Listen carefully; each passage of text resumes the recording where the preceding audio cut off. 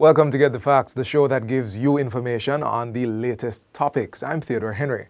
Whether it's pets, livestock, or exotic species, bringing animals into the country involves strict guidelines to protect our people, our agriculture, and our environment.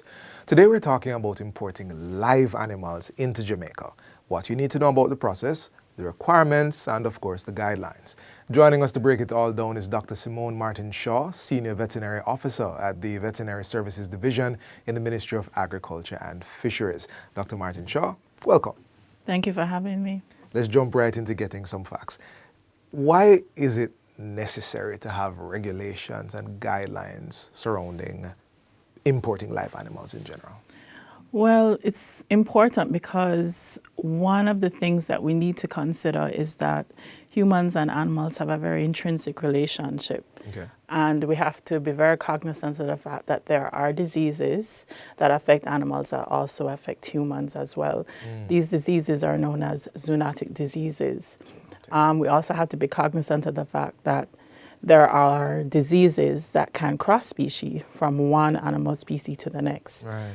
We also have to think about the fact that Jamaica is an island, so we don't share borders with anyone. So anyone that's bringing animals into the country, or if animals are getting into the country, someone is bringing it in, Right.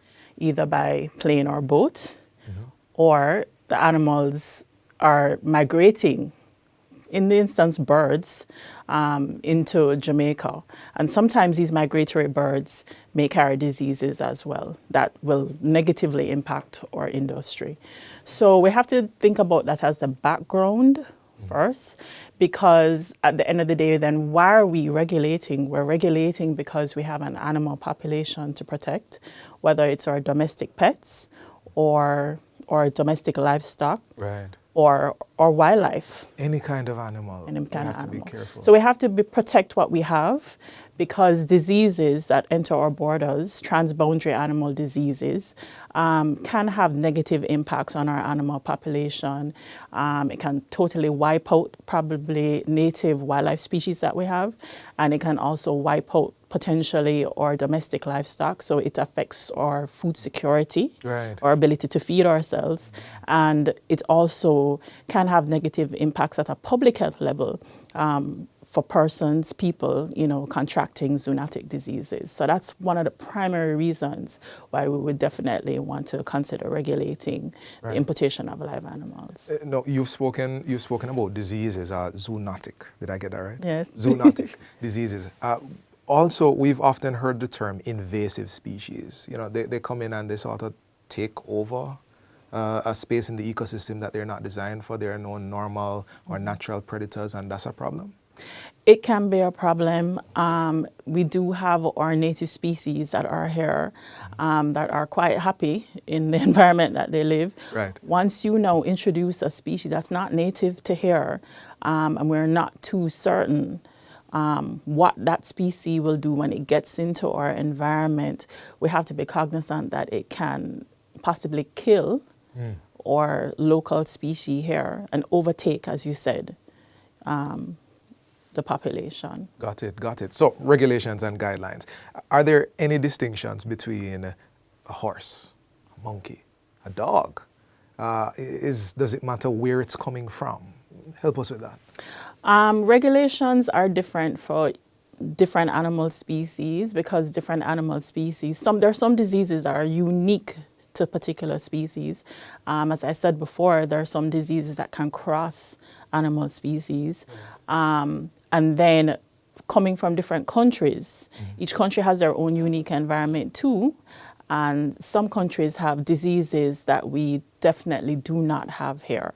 So we have to always think about what's happening in that environment, what's happening in that animal population before we can consider importing those animals into Jamaica. So we have to look from a scientific perspective, what's happening, what diseases are present there before we can consider importing the animals into Jamaica. And this one is coming up to me right now. Like, are there any diseases we're particularly concerned about in this season? Oh, definitely. I mean, I can say right now we don't have anything to be concerned about in relation to highly pathogenic avian influenza. That's something that is definitely a very hot topic right now. Wait, Doc, that was long. Was that bird flu?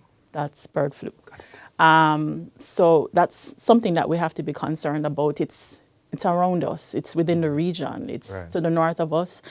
Most recently, it's to the south of us. It was detected recently in Brazil.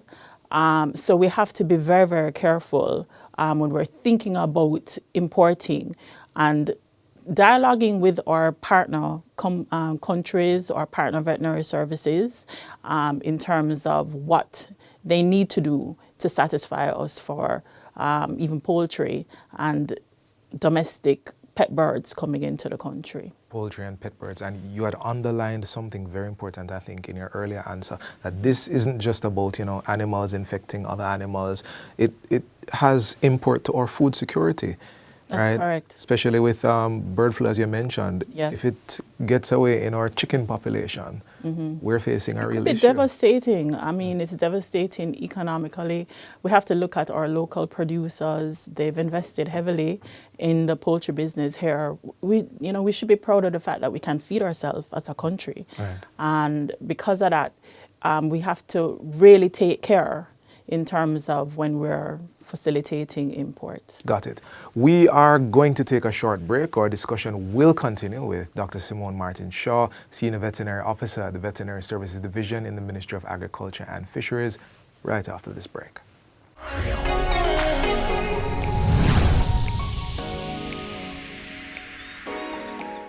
Welcome back. I'm still speaking with Dr. Simone Martin Shaw, Senior Veterinary Officer at the Veterinary Services Division in the Ministry of Agriculture and Fisheries. We're discussing the importation of live animals to Jamaica, and in this segment, the guidelines you should follow. Dr. Martin Shaw, so someone wants to import live animals for whatever reason. Walk me through the process. How do I apply? What permits and licenses might be required? All right, so you can import domestic live animals. So we're talking like dogs and cats for your personal use. Persons can also import farm animals, domestic farm animals, and usually wildlife is usually reserved to attractions, right, like your zoos. And each category is different. I think most persons probably would be interested in domestic animals, dogs and cats. Right. So most recently, we had adjusted our regulation to facilitate the importation of dogs and cats from more countries than we typically used to. Usually it was just restricted to the United Kingdom. And of course, those countries are categorized based on whether those countries have rabies present or not. We don't want rabies again. Rabies is a zoonotic disease. It's a very deadly zoonotic disease. So we have to ensure that the animals that are coming here specifically are vaccinated for rabies, or they're not coming from a country where rabies is present and vaccination is not practiced. Got it. Usually that is done by persons applying online. The necessary application forms are online. We review the applications. There are certain criteria that we look at initially for dogs and cats. And once those criteria have been met, then they go to another process where it is that they have to do a particular set of tests and vaccinations prior to entry within a specific time frame. So that's when the animal arrives? No, that's prior to. Okay, right. okay. We kind of put the responsibility on the exporting country to make sure that all the requirements are met before they get here. Times have changed. Persons have their dogs and cats almost like their baby. Yeah. So and I've been seeing a lot of like dog shows and yes, that industry it's becoming seems to be exploding. more and more popular, Right. in our society. And so persons, they don't want to really subject the animal to these extensive quarantine requirements that we might have. And so what we've done is that putting the responsibility on the exporting country to ensure that the requirements are met for these animals to enter, allows persons to come in with their animals. We check them at the airport, make sure that the documentation is okay, that the animals themselves are okay, and then they can be released with their owner once they get in. But the requirements are stringent. We still want to protect the population that we have here. Right. And, we definitely don't want a situation where we have rabies. We're proud to say that we're a rabies-free country. Got it. You zoomed in on like the dogs and the cats, but at a larger scale, for say domestic animals, livestock, perhaps even something a little exotic. Are there permits and allowances for that? As I said, exotic animals are usually more refined to your zoos, your attraction facilities. Okay. And those imports are usually done collaboratively with NEPA, ensuring that these animals, if they are protected animals on the CITES, that the necessary permits are acquired by these facilities. So we do facilitate the importation of wildlife species at zoos and other attraction facilities. And we ensure, working with our partners at NEPA, that the animals meet the necessary requirements internationally to enter. For domestic livestock, it's a little bit more challenging. Usually you're importing a larger number of animals. Right. Domestic livestock, again, we have to make sure that the requirements for them to enter, it's not going to negatively impact our livestock industry here, and it's not negatively impacting the animals in a way where it is that, we are concerned economically from a socioeconomic perspective, any kind of negative, devastating impact introducing unwanted diseases. Right. I'm curious if there's any criteria for the importer themselves, or is it just the animal? Like the importer, we usually look at where they're going to keep the animal. Are they meeting certain biosecurity requirements? We do inspections, documentation. We do inspections at the farm level as well, to ensure that certain basic requirements are met. Right. Okay, so there's a Jamaica side to the Yes, there is a Jamaica process. side. Yeah. Okay, very happy to hear that. Now, I do want to know, because there have been some incidences where even animals have come and they have stowed away. Like, Yes. How does the ministry treat with that sort of situation? So from time to time, you may have some stowaway animals in containers. Sometimes when you're alerted, the animals may have died, or the animals are still alive, and we do have to catch them. Again, we work with NEPA. If it's on the port, we work with the teams on the port to try and catch the animals. Those animals, definitely, we would have to consider putting those animals down. We don't know anything about them. Okay, Yeah. got it. All right, we've had an interesting conversation here, Doc.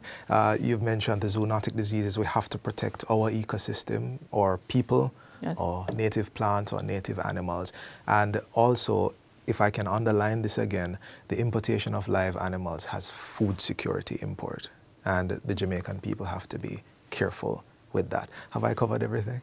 I think you have. You think? definitely. Okay, thank you so much. So that's all the time we have for today. We've been discussing the importation of live animals with Dr. Simone Martin Shaw, Senior Veterinary Officer at the Veterinary Services Division in the Ministry of Agriculture and Fisheries.